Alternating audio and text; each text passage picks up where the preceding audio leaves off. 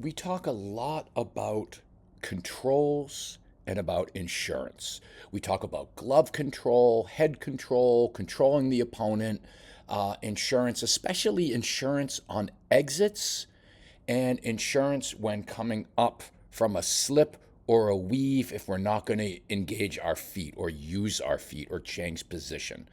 So we just have a couple of things that we're going to look at. We're going to watch Joanna Jonchenkchik, which was a name I'm sure I butchered. She does a really good thing in her training with controls. So what we'll do is we'll take a excuse me, we'll take a real quick look at we'll watch. We got 49 seconds. Watch what she does with her lead hand. So I love, first of all, I love elbows.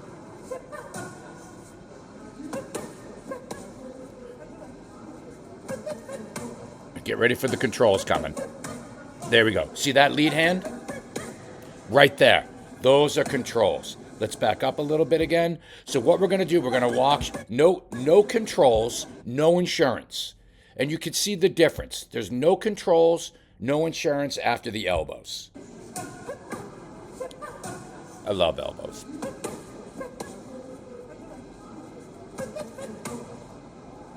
And you could see, there's ample time for if this were an opponent or if the coach were to throw back something, you could see, I'm just going to rewind again a little bit. You can see, hopefully you're really trained well to see that right out of the gate. Like, oh, there's all this open space for the coach or for the opponent to work. Right there. It's open.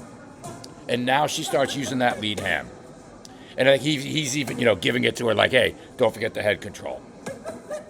So this can be done. This is what I want you doing anytime you're on a bag.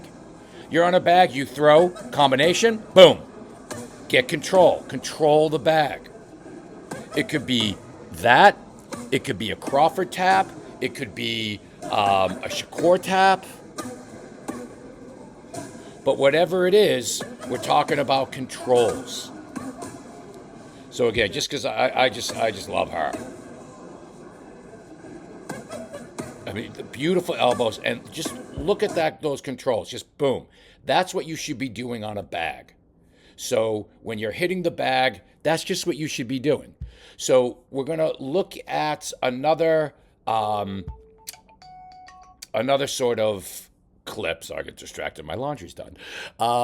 Here's another clip where the coach sort of walks through about frames. I find this interesting. Let's just watch. Frame here. So what he calls sort of that control, a little bit of a frame, that's more of what we would call a post. It's a matter of semantics. The thing that's weird with striking sports or combat, well, I can't say combat sports. It's mostly in striking that, in jiu-jitsu, an armbar is an armbar. Omoplata is an omoplata. Everything is named. And it's universal in the world of Brazilian Jiu-Jitsu or whatever the martial art is. I think maybe you could say, we'll say like 95%. There's some stuff that's different, but 95%, with boxing and with any striking art, everything's sort of different, especially with Lucky Punch and Alton Street that we have, we just have different things. All right. Chin up and exposed. I'm keeping myself tucked inside. Weight stays in the rear leg, I stay low. I bring my shoulder up on the outside of my chin. That's gonna keep me protected. When I frame here, good, all right, put your hand up. I wanna make sure that I'm covering myself, go over the top.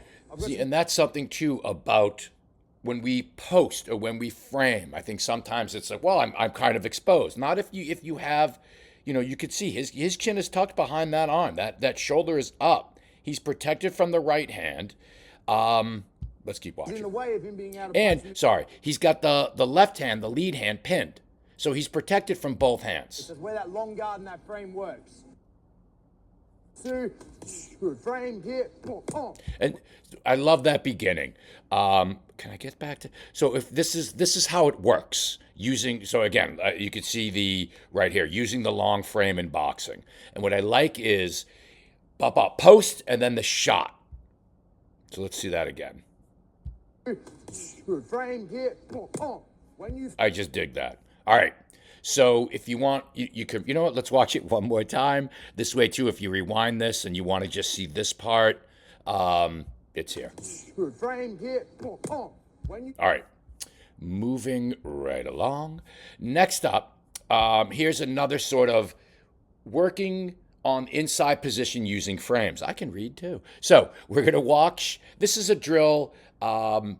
Again, picture's worth 1,000 words, video's worth a blah, blah, blah. And you can see in this one, there's a rear hand frame. And he's getting each glove and different types of frames. So you could practice, you could see how he's going for the different positions on the glove. We got a big frame, we got a frame, outside-ish frame. You could see. What you could do is if you could practice this with a partner, you could practice this on a bag, you could practice this on the wall, you can practice this, there's that weird looking bag like at No Nantum that's on, it's in between the big ring and the little ring, that little weird looking bag that's on the wall. Some gyms have those. Everyone like uses them for uppercuts and whatnot. Anyway, that's a bag that you can practice these types of things on as well. But what I like specifically here is the different positions on the gloves and arms. So I just dig that. All right, next up. So we were working too on what we were calling the Lauren. When if you remember when Ashley and Lauren were sparring, Lauren does this thing where she'll tap a glove and then hit you. This is another form of control. So it's not a Shakur tap. It's not a Crawford tap. We call it the Lauren. And what you do is you hit the glove, then hit the person. Hit the glove, then hit the person. Again, it's another way of getting quick glove control and to be able to open up a position. Sometimes we spend so much time with striking, and of course, I get it. You're trying to get your points, but sometimes you can do these things to get positions instead of striking. Not all the time, but sometimes the position. Well, no. Let me rephrase this. Position is everything. Striking and punches and combinations, those are all formalities and a result of where you're positioned. You are not going to land a nice straight jab if you're deep in the 50-50 or if you're in a clinch. You're not going to land a jab in the clinch. So it's all about position. You're not going to land an uppercut when you are at that real safe range, like a jab and a half away from your opponent. I love that place, the jab and a half away. However, you're not going to land an uppercut there. So position is everything. In jiu-jitsu, they have, and we say this all the time, they have position before submission. You have to have the position in order to do the thing that you want, which goes into another lesson that we had of doing what you need to do before doing what you want to do. What you need to do is get to a position. What you want to do is land the boom, boom, boom. All right, so let's watch the drill as far as the Lauren, the tapping of the glove. And again, this is layer one. Shireen's making it, Shireen over here in the gold gloves, making it very easy for Serena to do the drill. That's layer one. This isn't how you would do it in sparring or in the actual fight. This is layer one of this specific drill. So Shireen's going to make it easy for Serena. And then layer two, Shireen's not going to make it easy. But let's check out layer one. Tap, boom. And by the way, if you watch the insurance at the end. When we were doing this drill, this was all about just the Lauren, and Serena added in insurance. And that insurance, watch what she does with the insurance with the other arm. I'll just shut up here. See right there. See how this frames and turns her.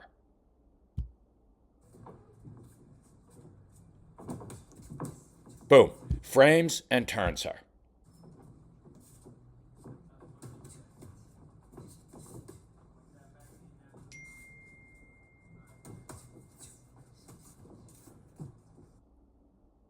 Oh, Jesus Christ Superstar. This I'm gonna watch. So I'm gonna put this down here because I love the Hulk. All right. Last thing that we'll watch is going to be Lawrence Okolie, Thomas Loda. I show this often. There are several reasons I show this often. One, this demonstrates so much of what we do. Part of the reason it shows so much of what we do is because it stems from A Million Styles Boxing, created by Barry Robinson. And Barry Robinson is an absolute genius beyond geniuses. And everything that we do really kind of stems from that. I like to look at it as like, I always get the two confused between with Plato and Socrates. That one of them is sort of preaches what the other one had taught. And that's sort of like where we are. I like to think of myself as sort of a disciple of Barry's, or that to me, once I started to sort of, it spoke to me. What Barry teaches spoke to me as the truth. It's like you hear a certain type of music, you're like, oh, I fucking love that.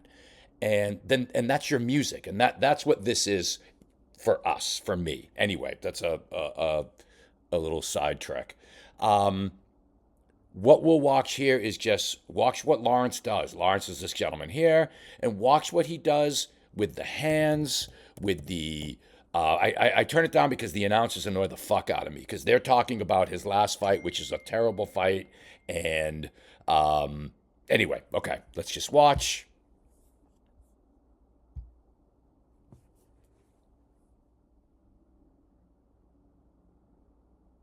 And I know the video is crap, but it's the only version of this out there. And look already with that lead hand, staying outside the 50-50. And I love that. Even those punches, I know we do this all the time. The punches to the air. I just love the punches to the air. All right, I promise I will not keep doing that because I know how annoying that can be. But I can't help it. The movement, the lateral movement side to side. There you go. Punches to the air. Lets out a little jab. Moves, stirs the pot. Works the jab a little bit, stirs the pot. And that little touch right there, a little type of Shakur tap, just touches the head. Does he? And what I love there, does he go for the jab? No, it's sort of like the long con, the long game, where you work your jabs, you work your touches, in this type of environment, in a pro environment where you have the time. I know in the amateurs we don't have the time. Our mission's a little bit more difficult. We have 3 rounds. And as we've seen lately in 2026 at Golden Gloves, we saw, Shireen's not messing around. She's working. And that's a hard pace for this type of work as well. But any sort of high level fight, what you're gonna have is it will be somewhat boring. The more high level it becomes, the more sort of the pace slows down. It's more of a chess match. Anyway. And you could see the controls too coming up. I just love the occupying space with the lead hand, not letting the space exist. He's occupying it, so there is no space. And you see that the little control leaves the hand on, the touches, little controls.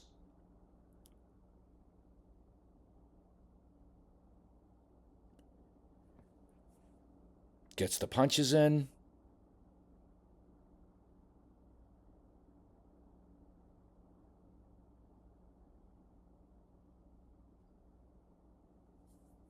I could watch this just over and over and over again. It really just embodies everything that we've been working on and trying to do.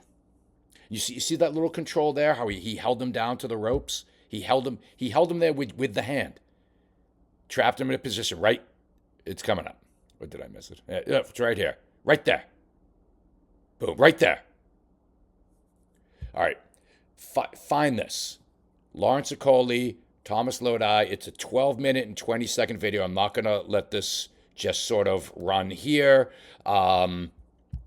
So what we're working on, in addition to everything else that we're working on, this is about, and again, there's Shit, there's another video that I have. Train it the right way. I'll put it, I'll put it in sort of the description, the link. I think it's important to watch that. That has a lot of really good gems. I haven't made that one. Maybe I'll make that one public as well. But that's a great video to watch on top of this video or after this video. So just controls in insurance.